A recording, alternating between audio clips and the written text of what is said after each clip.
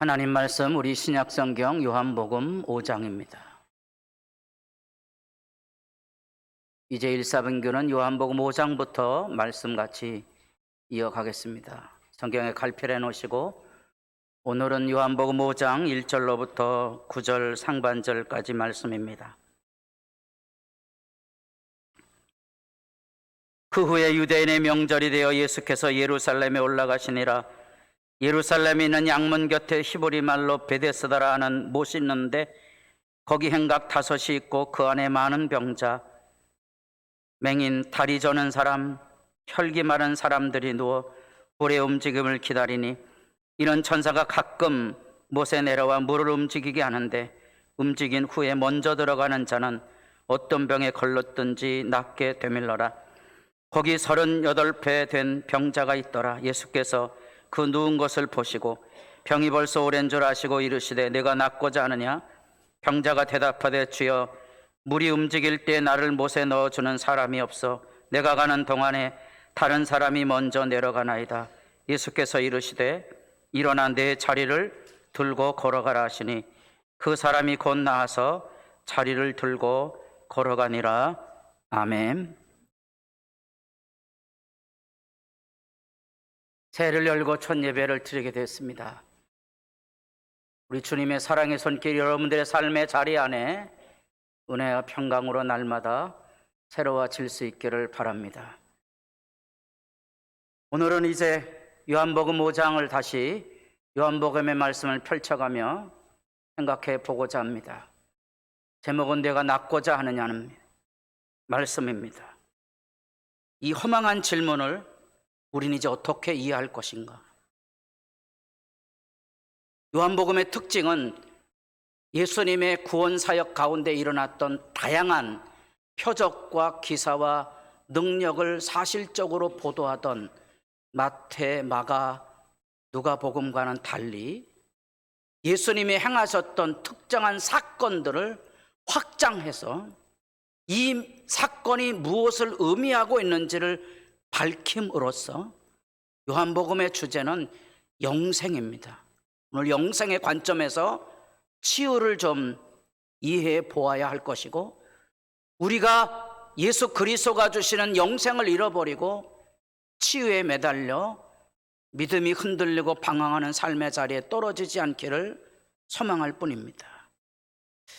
영생이라는 게 과연 무엇을 의미할까? 많은 사람들이 예수 믿으면 병고침을 받는다는 얘기를 전해줄 때에 예수님이 고치신다는 그 은혜의 역사보다도 고친다는 말에 방점을 두고 이야기를 해서 복음이 뒤틀려져 버린 거지요. 아마도 요한복음 읽으면 금방 그 대조를 만나게 될 것입니다. 수많은 병자와 질거와 상함과 귀신 들림을 쫓아냈던 생생한 예수 그리스도의 보도 자료로서의 공간 복음과 오늘 여기 여러분이 읽은 성경에 보면 베데스라는 연못가에 수많은 병자, 맹인, 다리 저는 사람, 혈기만한 사람들이 여기 누워 있었다. 거기 예수님이 계시는데 왜 안 고쳐주시냐는 거예요. 예수님이 거기서 고쳐주셔야 예수님에 대한 반응이 아주 폭풍처럼 일어나서 부흥과 영광이 일어날 수 있지 않은가. 그게 고친다는 말에 방점을 두고 말씀을 이해하고 전했던 사람들의 오류라는 것을 요한복음이 우리에게 이렇게 선연하게 보여주고 있습니다. 왜 많은 사람들이 예수를 믿고 영생에 대한 관심보다 왜 내 병이 고침을 받지 않았고 왜 우리에게는 이런 이적이 일어나지 않는가에 대한 절망과 허망함에 사람들이 꼬리를 내리고 교회당에 여기 마치 하나님도 없어요? 물을 누가 동하게 한다고요? 천사가요? 하나님이 없잖아요.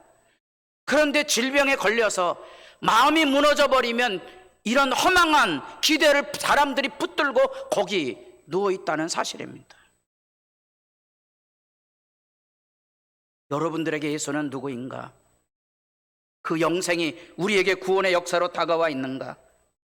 요한복음 1장 1절은 그래서 예수 창가로 시작합니다. 태초에 말씀이 계시니라. 그분이 하나님과 함께 가셨고 그분이 하나님이셨다. 근데 그분이 내게 오셨다는 거죠. 우리가 그의 영광을 보니 독생자의 영광이라. 우린 예수에게서 하늘의 영광을 보고 우리가 그 예수 믿음으로써 우리는 영생의 자리에 두게 되는데 그게 은혜와 진리가 우리 안에 늘 충만한 거죠. 그게 감격이에요. 그래서 예수를 만난 사람들의 증언들이 1장에 소개됩니다. 예수에 대해서 와보라 하신 주님의 초대 말씀 그대로 우리가 메시아를 만났다는, 우리가 예수를 만나고 우리 안에 영생이 있다는 증인들이 활동하는 모습을 우리가 1장에서 만나게 됩니다. 그리고 이제 요한복음의 독특한 구조가 설명이 됩니다.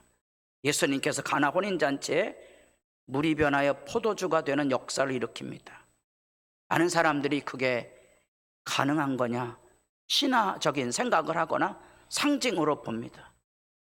그러면 예수 믿는 게 재미없죠. 물이 변하여 포도주가 되는 일이 예수님에게는 간단한 문제인 거예요. 우리에게는 그게 불가능한 것처럼 보일지 모르지만 예수님에게는 그게 간단한 거죠. 왜 예수님께서 그 역사를 하셨을까요? 왜 예수님께서 처음부터 그 역사를 하지 아니하고 마리아를 통하여서 내키지 않는 것처럼 시작을 하셨을까요? 그 인간이 가지고 있는 욕망이 언제나 그런 겁니다. 우리도 언제나 예수님에게 기적과 능력을 보여달라고 그렇게 갈구하고 살고, 여러분들이 복음서에서 보면 수많은 사람들이 예수에게서 그런 능력을 보고자 몰려들었다는 사실을 압니다.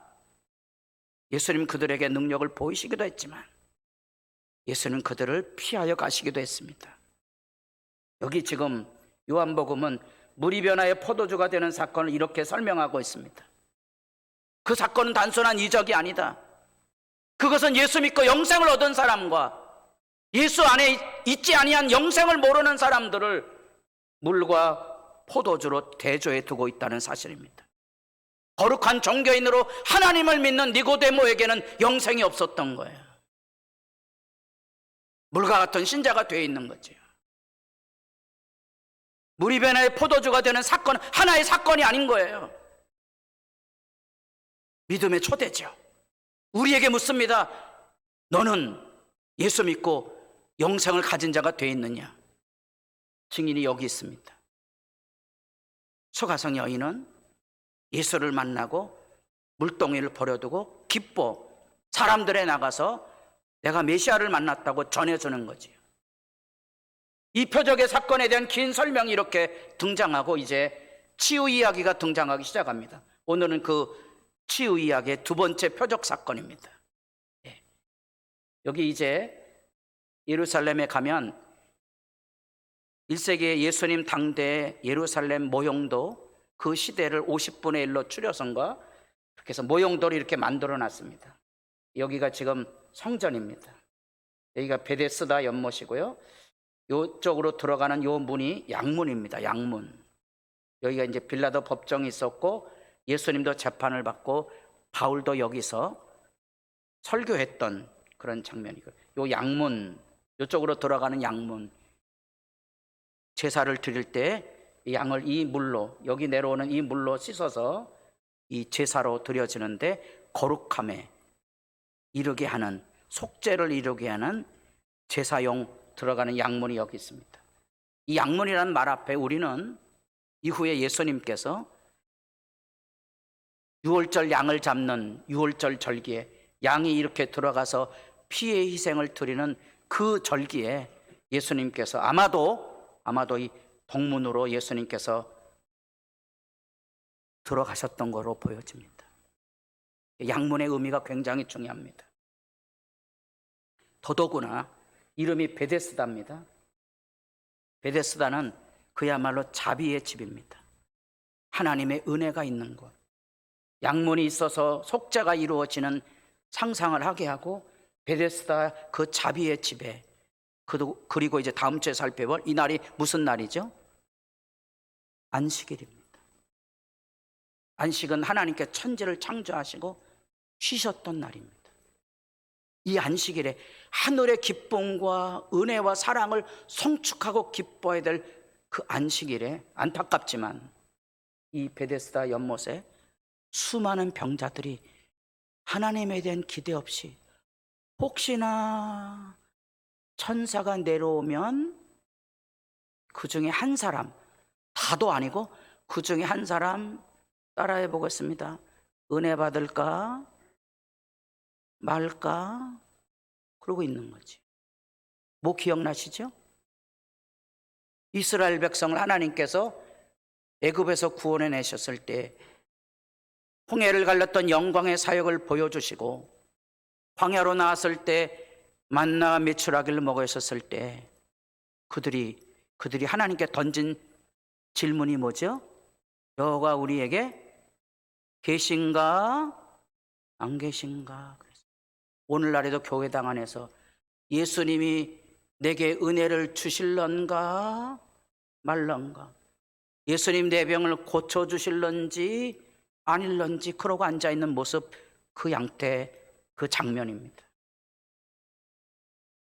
예수님이 서 계신 그곳에 사람들은 예수를 통하여 이루어지는 영광의 사역을 보지 못하고 눈앞에 물이 동하여져 누구 한 사람이라도 고침받는 그 영광에 목말라 있는 안타까운 모습을 우리가 여기서 보게 됩니다. 이게 바로 결혼식 잔치에 포도주가 떨어진 상황의 모습과 같고, 베데스라는 은혜의 집에 양문으로 돌아가 주님께서 희생을 통하여 이루어지는 구원의 날, 그 안식일에 예수를 바라보지 못하고 병든 사람들의 신음소리와 푸념과 절망이 서려있는 시대의 비극상이 여기 묻어 있는 거지.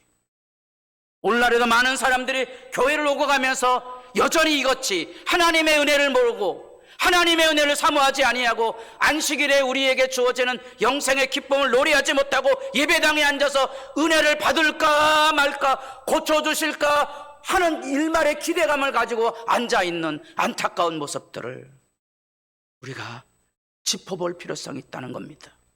우리는 죽은 자를 예배하는 데가 아닙니다. 우리는 생명이 되신 우리의 심장을 누리는 살아계신 예수님을 예배하기 위해서 이곳에 모여 있는 거지, 우리에게 은혜가 임할 때를 기다리는 모습으로 앉아 있는 게 아니고, 나를 위해서 생명을 내어주신 은혜를 주셔서 나로 날마다 새롭게 하나님의 은혜를 가운데 살아가게 하시는 그 하나님을 예배하는 거라는 겁니다. 찬송을 박수치며 해야 된다는 얘기가 아니고, 내 안에 박수를 치고 기뻐하고 절망만큼의 기쁨과 은혜가 내 안에 샘솟기 때문에 예배하는 겁니다. 여러분의 예배 자리를 돌아보십시오. 여러분도 여기 죽어가는 것처럼 절망과 탄식 앞에 누워있는 안타까운 삶의 자리에 서 있지 않은지, 여러분 왜 예수님이 서 계신 이곳에 사람들이 예수를 찾지 않았던가? 이 사실은 그저 단순한 하나의 사건이 아니고, 여러분들이 성경에 보면, 특별히 9장으로 내려가 보면 나면서부터 소경된 자를 가리켜서 농담 따먹게 하는 모습을 보게 될 거고요. 여러분들이 누가복음에 내려가 보면, 특별히 마태복음에도 그 사실이 들려주고 있지만, 마태복음 12장에 가보면 회당에 들어왔는데 손소아 마비, 손 마른 자가 있는데 그 영혼을 불쌍히 여겨서 기도하는 게 아니고 예수님께서 안식일에 병을 아니 고치느나 고발하기 위해서 무서운 눈으로 지켜보고 있는 살기, 그것을 보게 됩니다. 우리가 이런 예수 그리스도의 임재와 사람들의 불의와 완악을 지켜보는 일은 두려운 일입니다. 그게 요한복음이 강조하고는 빛과 어둠의 차이입니다. 빛은 우리에게 구원을 열어주고 하늘의 치유를 열어주지만, 어둠은 우리에게 예수님이 그곳에 계셔도 비난과 손가락질과 분쟁과 다툼을 일삼는 것에 그치지 않는다는 사실입니다. 왜 예수님은 이 병자들의 신음소리에 응답해 주시지 않은 걸까? 왜 예수님께서는 이곳에 이 모여있는 사람들에게 베데스다라는 안식일이라는 양문이라는 상징이 의미하고 있는 것처럼 병을 고치시고 그들을 구원하고 하나님 앞에 센세이션을 일으키지 아니하셨던가? 그 같은 일은 우리 시대를 겪은 우리에게도 지금 생생합니다. 우리가 마태복음 안에서 예수님께서 행하셨던 놀라운 일, 모든 병과 모든 악한 것을 고치시니 그의 소문이 온 수리아에 퍼진지라. 이스라엘만이 아니라 북쪽 수리아에까지 예수가 병 고치다는 얘기들이 소문으로 떠돌 만큼 예수님께서 수많은 병자들을 고치셨다는 사실입니다. 아멘이십니까? 우리가 70년대 수많은 치유자들과 축기의 역사들을 다 경험으로 가지고 있는 거지. 다 죄의 가정 안에, 여기 정상적인 가정이었다면 그 가정마다 하나님의 능력과 은혜와 은사를 다 경험했었습니다. 근데 왜 지금은 나와 기도하지 않습니까? 지금은 왜 질병과 신음과 아픔이 있는데 왜 하나님 앞에 예수님이 고치신다는 믿음의 찬양과 성령의 도우심을 사람들에게 불어넣어 주지 못하고 혼자 예배하고 있습니까? 같이 예배해야 되지 않나요? 왜 잊어버렸습니까? 치유가 우리의 믿음을 세워주는 게 아니라는 사실입니다. 요한복음은 그 대조를 하고 있는 겁니다. 우리가 예수님을 믿을 때 그 예수님은 우리에게 영생을 주시는 분이시지 치유 이적을 일으키는 그 분이 아니라는 거예요. 분명히 예수를 믿으십시오. 그래야 치유를 이해하는 거예요. 이 순서가 바뀌어지고 치유를 통해 예수를 만나는 게 그릇되다는 사실을 요한복음을 통해 발견하시면, 오늘날에도 왜 많은 사람들이 교회당이 안에서 내 병 고쳐질까에 대한 끌탕을 하며 앉아있는지. 그래서 우리의 일상 안에서도, 우리의 많은 언어 안에서도 이런 불신앙과 절망과 탄식이 다 배어 있습니다. 이게 눈물 나고 안타까운 거지요. 믿음을 잃어버린 거예요. 요한복음을 쓴 목적이 그겁니다. 내가 예수가 그리스도이심을 믿게 하려고. 예수가 그리스도인을 믿어야 돼요. 그 믿음 안에 영생이 있는 거예요. 그 믿음 안에 영생이 있다는 겁니다. 병이 고침을 받든지 아니 받든지 중요한 게 아니고 주님을 만나는 새 생명의 기쁨과 즐거움이 샘솟듯 일어난다는 거예요.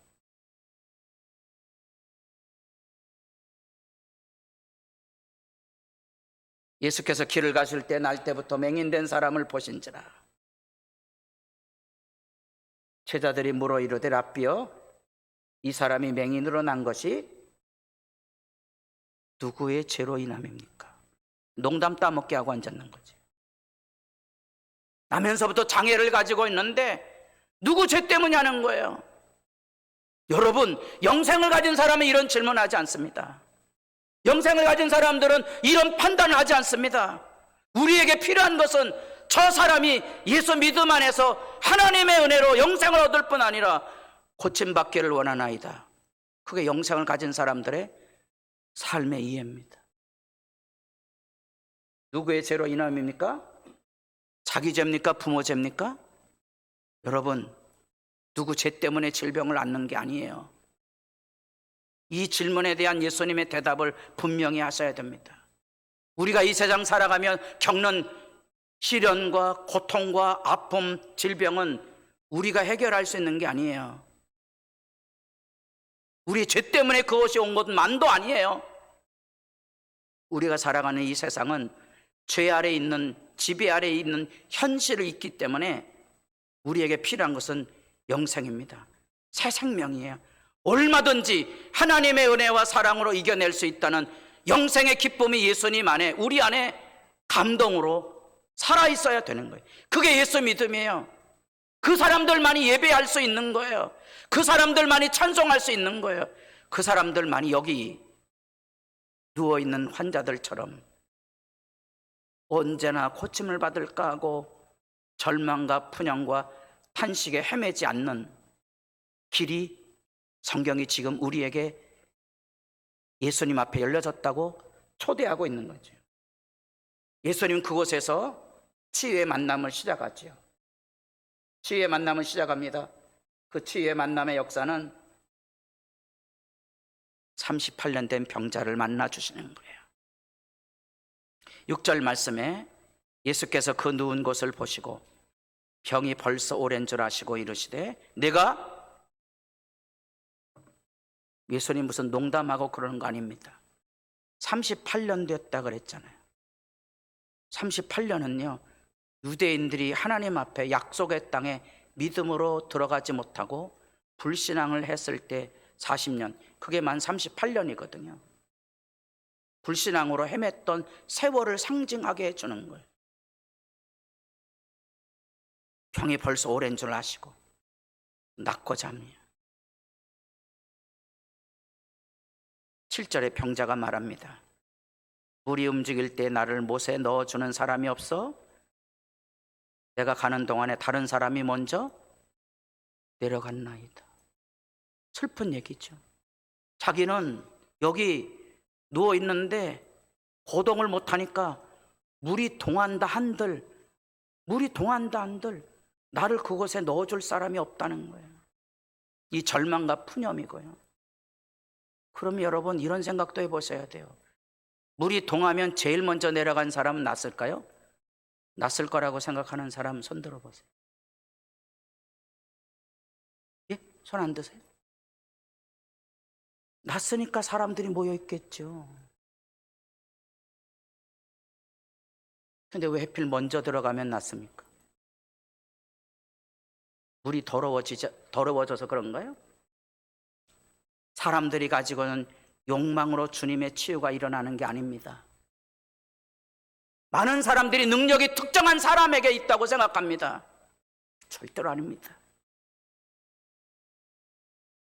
옛날 부흥의 세대를 경험했던 사람들은 이 말이 뭔지 아는 거예요. 열심을 가져야 주님이 고치신다는 거예요. 그래서 열심 못 가진 사람들은 치유가 없다는 거예요. 착각하지 마세요. 그릇된 사고가 여기 다 담겨져 있잖아요. 그래서 많은 사람들이 자기는 믿음이 없어서 병고침을 못 받았다고 말합니다. 자기는 여기 내려가는데 나를 넣어줄 사람이 없는 거예요. 나를 위해 기도해주는 사람이 없었다는 거예요. 여러분 이런 이야기들은 실제 우리들이 마음을 열고 이야기해보면 다 드러납니다. 저희 교단에 존경받는 성경학자이시고 설교자이신 목사님 한 분도 평생에 대형 교회를 이루지 못하고 중소형 교회를 사역하시며 마감했을 때 실제로 그런 얘기를 제가 전해 들은 바가 있습니다. 대형 교회에 사역을 하시는 목사님에게 와서 자기 제자에게 물었다는 거. 왜 내게 하나님의 큰 부흥을 열지 못했을까?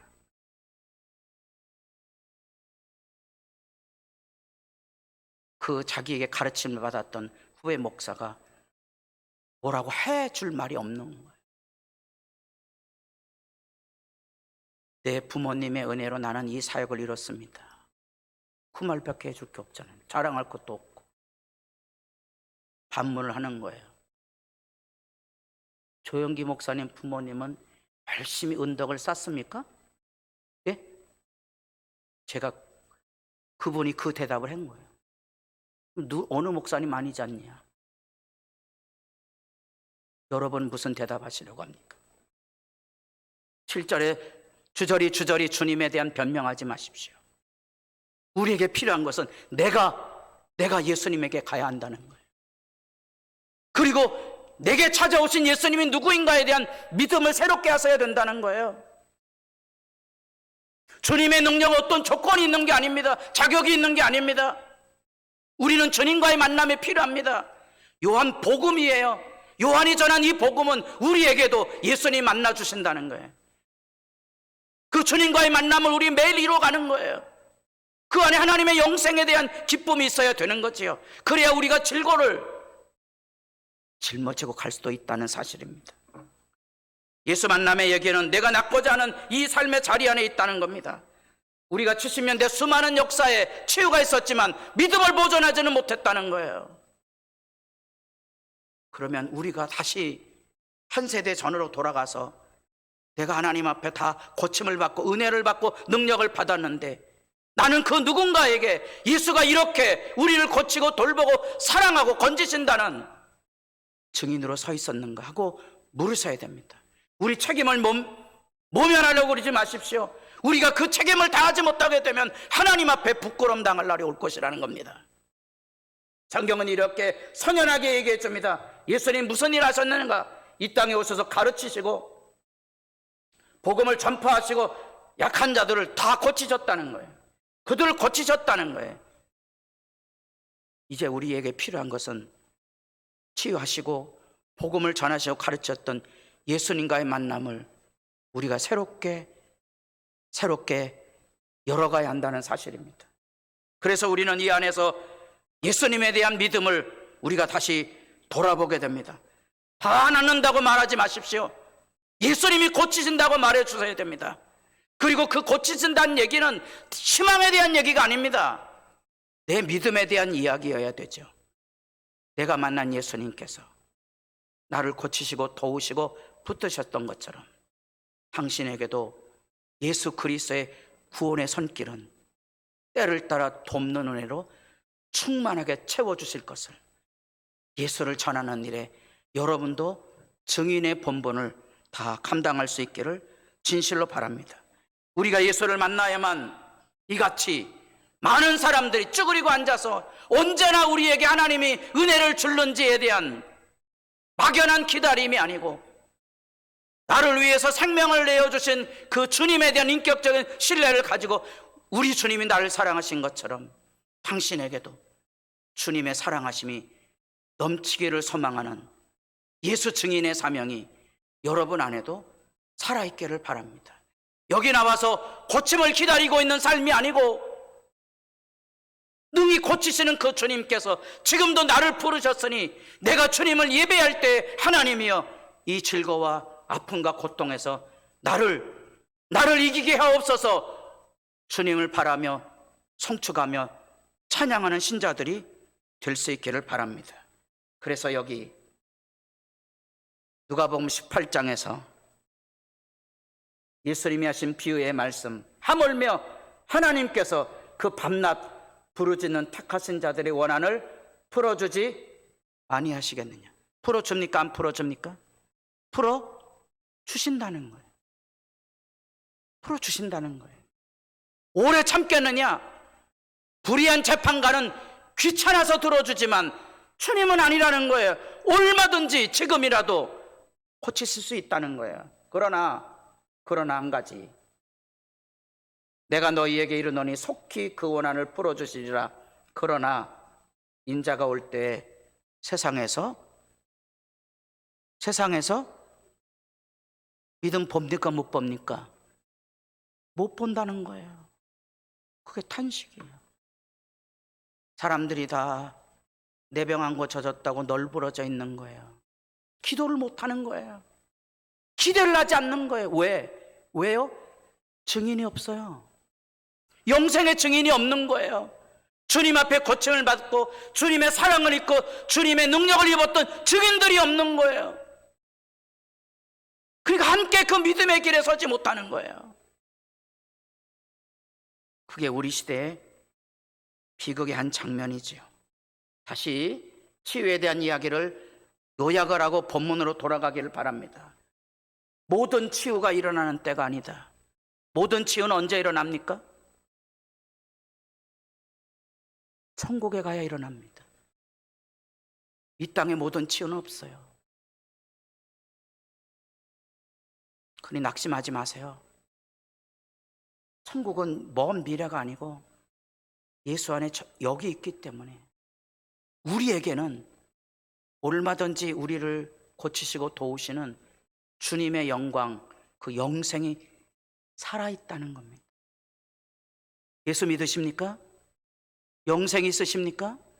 지금 다 병이 고쳐지는 건 아니지만 영생은 우리에게 그 가능성을 활짝 열어놓고 있다는 사실입니다.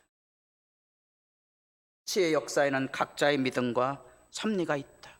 아까 우리 밤낮 부르짖는 자들의 원한을 풀어주신다, 아니 풀어주신다? 풀어주시는 거지. 믿음의 기도는 역사하는 힘이 많습니다. 나도 기도하고 너도 기도하고 주님의 은혜를 바라보며 살아야 됩니다. 믿음이 없어서 못 고침을 받았다고 말하지 마시고 믿음을 세우시고 내가 기도해 준다고 말해 주셔야 되는 거지요. 왜? 치유의 역사에는 각자의 믿음과 섭리가 있는 거예요. 어떤 사람은 고치실 수 있고 어떤 사람은 고치지 아니할 수도 있다는 거예요. 중요한 것은 예수를 만나는 영생 안에서는 고침을 받든지 아니든지가 별 상관이 없다는 사실입니다. 당당하게 예수를 믿을 수 있는 삶이 그 안에 열려진다는 거예요. 부자든지 가난하든지 예수에게는 부족함이 없는 거예요. 동일한 역사가 분명히 살아있다는 거예요. 여러분, 교회당에서 끌탕하고 살지 마십시오. 이 교회당에서 우리가 울어야 될 제목이 있다면 사람들이 푸념하고 넋두리하고 절망에 헤매고 있다는 거예요. 내가 예수를 전해주지 못해서. 교회 안에 예수 증인이 없는 거예요. 치유의 능력은 내게 있는 게 아닙니다. 우리에게 있는 게 아닙니다. 치유의 능력은 누구에게 있습니까? 내가 믿는 예수님에게 있습니다. 나는 그래서 예수 앞에 담대히 나아가 설 수 있습니다. 얼마든지. 여러분들에게도 예수님에 나아가는 그 길이 활짝 열려져 있는 줄 믿습니다. 그 예수를 향하여 나아가 서십시오. 우리는 지금 이 시대에 예수 말씀 안에 영생을 가진 자들의 증거가 필요한 때입니다. 자다 졸다 가지 마십시오. 예배당에서 분쟁과 다툼을 일삼지 마십시오. 주님이 구원하시는 하늘의 기쁨으로 송축하고 예배할 수 있도록 자신을 가꾸시고 새해 우리의 표 그대로 하나님의 큰 일을 준비하며 가슴에 하나님의 구원 역사에 설레는 기다림이 살아있는 복 있는 성도들이 될 수 있기를 바랍니다. 기도드리겠습니다.